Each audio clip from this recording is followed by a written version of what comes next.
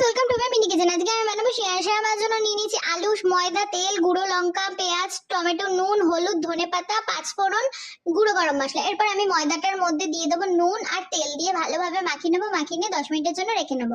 তারপর আমি উনুনটা জ্বালিয়ে কড়াই দিয়ে দেবো। কড়াইয়ের মধ্যে দিয়ে দেবো সাদা তেল, বাদামগুলো ভেজে নেবো। সেই তেলের মধ্যে দিয়ে দেবো পেঁয়াজ, টমেটো, নুন, হলুদ আর দিয়ে দেবো গুঁড়ো লঙ্কা। দিয়ে ভালোভাবে ফ্রাই হয়ে গেলে তারপরে দিয়ে দেবো একটু পাঁচফোড়ন দিয়ে তার মধ্যে আলুটা দিয়ে দেবো।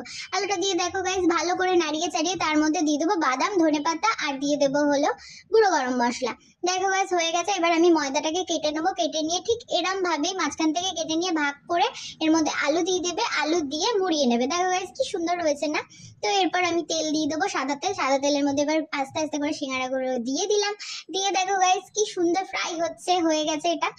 তো দেখো কি সুন্দর দেখতে হয়েছে। আমি এবার খেয়ে দেখবো। সত্যি বলছি গাইস এটা অসাধারণ খেতে হয়েছে। তোমরা এরকম নিত্য নতুন ভিডিও বাড়িতে ট্রাই করো, আমাকে জানিও কেমন হচ্ছে গাইস।